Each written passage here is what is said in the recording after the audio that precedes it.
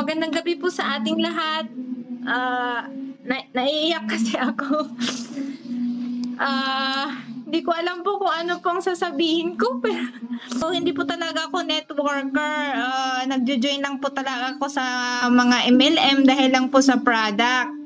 Nauna yung dahil nga cancer patient ako at under medication pa ako hanggang ngayon, so kailangan ko ng supplement kahit yung iba ay hindi gumagamit kasi daw baka daw magkontra doon sa mga prescribe ng doktor, pero ako gumagamit ako ng supplement. So nag-member ako sa dalawang MLM dahil lang sa produkto, hindi para mag-invite kasi para sa akin mahirap mag-invite.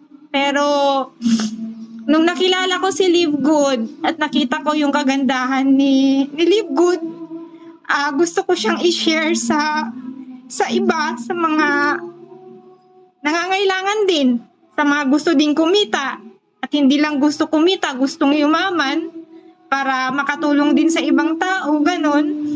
Kaya talagang ginawa ko siya, winoff art ko siya kasi nga, di ba, hindi nakakahiya na i-invite si Live Good kasi napakagandang MLM si Live Good. Ayun po. Kaya ito po, hindi ko po inaasahan na ako po yung may pinakamaraming direct from the beginning sa buong team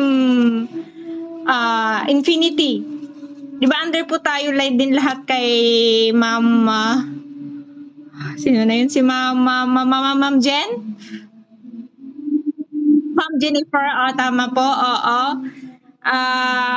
Hindi ko po inaasahan na ako po yung pinakamaraming Actually po, nalaglag po yung isa, 24 po yan, pero nalaglag yung isa, hindi nagtuloy, hindi nakapaghintay. Bali, kahit parang huli ako na nag-join kasi nga dahil sa nung nalaman ko nung si Live Good ay meron pa akong pagdududa noon, kaya hindi ako nag-join agad. Pero ito ako ngayon, marami akong natulungan. Sabi ko kasi marami akong na-sharean kay Live Good. Marami akong na-invite at saka yung dalawa kong anak na silver lang din sila. Ako din yung, syempre, nag-i-school naman sila. Ako lang din yung tumulong sa kanila kung bakit naging silver. Kaya siguro mas marami pa siguro yan kung hindi ko nilagay sa baba ko, sa family ko. Buong family ko, yun yung advice ko po sa lahat na talaga pong maganda po na i-in po natin agad ang ating family bago po tayo makapasok, maglagay ng iba po. Tsaka keep on sharing po sa mga kaibigan natin kahit yung iba maraming rason, yung iba naman ay yung bang tahimik lang sila pero darating po yung time na babalikan po nila kayo. Ayun po, yun po yung nangyari din kasi sa team ko. Tahimik sila nung una, tapos nung sila lang din ang bumalik sa akin. And then, kung may kakayahan din tayong mag-sponsor, kagaya dito sa dalawa kong kasama dito sa bahay, inosponsoran ko sila, pero yung monthly nila sila ang sumasagot. Yan po yung ginawa ko. Tsaka mayroon din pong akong inisponsoran na dalawang tao na mayroong utang sa akin hanggang ngayon na hindi pa nagbabayad. Inisponsoran ko sila. Bakit? Kasi gusto kong makatulong sa pamilya nila kahit hindi nila ako binabayaran. Kasi nakikita ko kasi na ang kagandahan kasi ni Live Good ay talagang makakapagbigay ng kaginhawaan sa bawat pamilya. Ayun po. Tapos, sa product po, testimonya ko po sa product dahil nga, di ba, cancer patient ako. Tsaka bago ako naoperahan, natanggalan ng 2 breast, marami na rin akong operasyon. Kaya kailangan ko talagang supplement. Tapos ngayon, may mga sakit na yung 2 kong supplement ay hindi niya kayang natanggal. natanggal yung sakit, kaya gumagamit ako ng Super Red.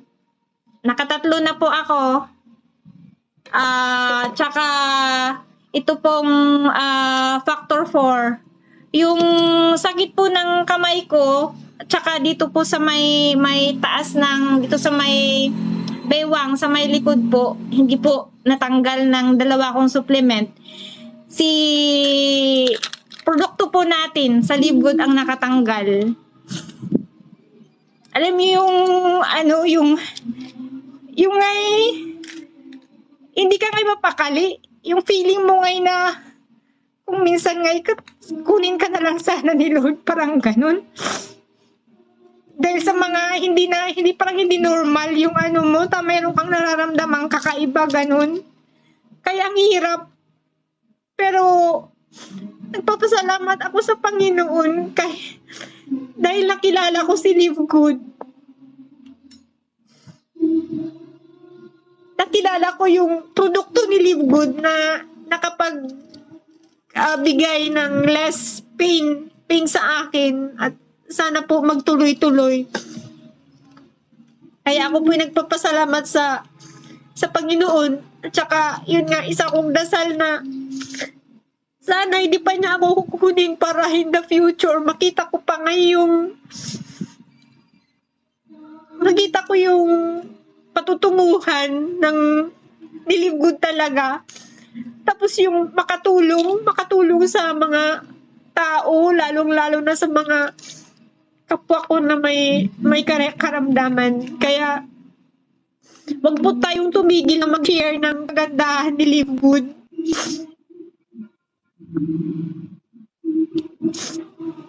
Tapos ano po, pag naging okay tayo sa mga income natin, wag po tayong magbigay balik po tayo sa Panginoon. Kami sa church namin, ino-observe kasi namin ang pagbibigay ng 10%, kung alam nyo po yun. 10% of your income, at saka pagbibigay basta pagbibigay sa kanya, ino-observe po namin yun, ginagawa ko po yun. Alam nyo po,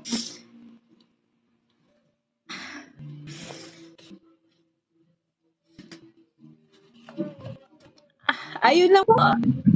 Pasensya na po.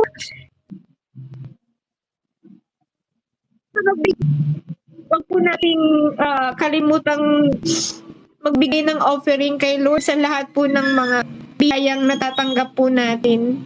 Ayun lang po, at maraming salamat po.